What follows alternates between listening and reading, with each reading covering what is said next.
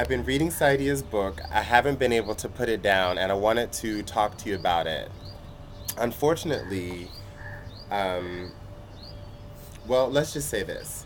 Lose Your Mother, A Journey Along the Atlantic Slave Route is a book that I've been looking forward to read for a very long time, even though I only recently heard of it. So if you haven't heard of it, please go out and get it now. I got it here in India because a publisher that I know, um, Navanya, Naviana, excuse me, I know them, I can't pronounce her name, who publishes, critical text on society and status, big race word and caste word that people find difficult to talk about. But they produce text that people make it easier for people to talk about so that people like me can read it and share it with you. Now, I've only gotten to page 20, and there's a coup already. Basically, I haven't uh, made this video to introduce you to the whole book. I can do that when I've actually read the book. But I wanted to specifically share with you a passage that had really touched me. She's talking about going to Africa, and thus far it's been about her feeling very alienated in Africa physically. She's a black person of the diaspora, and just being very alienated and feeling out of place. And so it's very peculiar to me because she also just seems very lonely. She's talking about, for example, going to the Marcus Garvey guest house, and then there's this coup. But even before you learn about this coup, and perhaps this is just a coup to her as a writer, she's so lonely. She's even going in this guest house, and I was just thinking about, when I went to a guest house in Nimbe, in the village where my father comes from in the Niger Delta, and I was there with I had an equally like shoddy room, and I mean, I can't tell you the mess that was of this guest house that this man made me pay him 1,000 naira or more than however much it was just to pay him before he would even let me see the room. But it's not even like the overwhelming sort of memory that I have about the experience because I was with a cousin. We hung out. We got some drinks, got some friends, hung out by the harbor, talked shit. Then earlier that day I sat with two of my aunts. They made me take gari. I mean, just it's just not a place that's lonely. It's just not a place that feels strange where there is this estrangement that she's very strongly worded throughout the prologue, and then this chapter Afrotopia, and I think that you know the Atlantic slave route is a route that I intend on taking in my lifetime physically. And so when I said at the beginning that this is a book that I have been looking forward to reading for quite some time, what I mean is I've been looking. I want to know more and more and more and more and more and more and more and more and more about the Atlantic slave route. And most of the things that I have learned, most of the things that I have been taught about it, um, they're just facts, and the facts feel so irrelevant. Like Middle Passage, knowing about Middle Passage through as a fact of history is less impactful for me than one of my fraternity brothers, for example, who made this print of a slave ship and the actual people who were actually just there shackled and squeezed in. So like knowing about Middle Passage and then seeing, and learning about it in school the way that we did, it's interesting and all, but the very tactile ways that we can know about that period of history are actually what's so interesting to me. And I have a deep hunger to know about this period and everything around it, when it comes to my people. Not least of which, and this gets back to why my own experience and why I guess I should be writing this book on my own about this.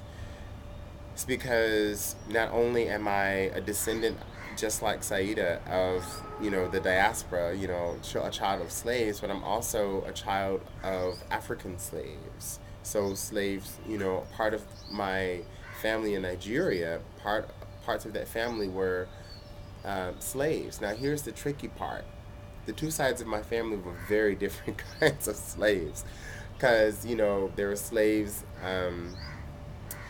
In Nigeria amongst warring peoples, et cetera, who were acquired, who had rights, who had inheritance, who could be liberated, who could be married, who the society would protect, who could inherit sometimes over the children of the so-called master. And so when you compare that to chattel slavery, um, you well, obviously you get two different things. You're talking about shackles and all that kind of stuff. So when I say that I'm interested in the Atlantic slave route, I'm not just interested in seeing Kunta Kinte get whipped, strung up on a tree, or somebody wrangled from the innards of Africa and brought to the coast. And I'm not interested in the Eurocentric aspects of the story. Um, and so I'm doubly, triply interested to see that, that Saida is writing that here I'm on first name basis with this person. I don't even know who she is, what she is. Let me give her a deuce. That Miss Hartman, his red roots, probably I've also been to the Gambia, where roots is supposedly rooted. And it's deep. It's deep. When you start talking about, I can't speak for other parts of our diaspora, but when you start talking about African Americans going to Africa, and I have met, you know, um, people from other parts of the diaspora in Africa. I have met them also culturally, looking at, Africano and all the salsa that comes from very much from different parts of West African musical traditions, and then has come back and is eaten up voraciously. I've also encountered, our diaspora, broader diaspora in that aspect, but also in the flesh. And so, what I can say about us is that the first time I went to Africa, I was with a group of, luckily, I sat next to a black person who knew what I was going through, and we cried. We literally saw the shores of the Western Sahara, and we were like, oh my God.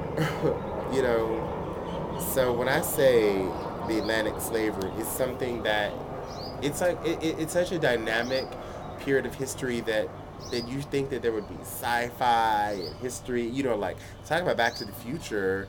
Well, not just go back to 1885. I want to go back to 1835 and not just see Kunta Kinte get whipped on, strung from a tree, but to also know people's lives. I mean, the closest I've ever seen that in American pop culture of anything close to what I'm talking about is, and I've talked about this in another video, is in True Blood. Alan Ball, kudos to you, where Jesus saved saved Lafayette, and they did vampire blood together, and then so they went through this cycle trip through their past, and they encountered Lafayette's slave ancestors, and they were just doing something that they did on a daily basis. Now it was protecting themselves from the white rapist, from white terror, but um, but it was interesting. It's an entire narrative that can come alive just around the Atlantic slave route. So there's fantasy that can come about it, and what has stopped us, I think, is white guilt thus far. And that's unfortunate because it means that people like Saida are only as adults getting to explore Africa, even just physically and in their own imaginations. That's the tragedy of it, is that we, as much as European Americans romanticize about Europe, um, by shutting down any discussion of the Atlantic slave trade and its routes, or limiting it to the European role, even, I mean, it does again what slavery did is it cuts us off from our past. Like it cuts us off from our roots. Like as slavery did that and intentionally to oppress us, um, silencing discussions now, though painful, in mixed company even, because we can laugh about it. And I'm sitting here talking about this sister's book, but I'm gonna keep on reading. I'll read to the end. Um, but there's just this strangeness that she has that I don't share, but it's interesting to learn about. Um, and so, yeah, there we are. South-South dialogue that isn't so Eurocentric, and this is effectively what it means to have this kind of dialogue. So I say, mind the period, read the books, talk, feel, dream, engage, and not just the shame and guilt of it all.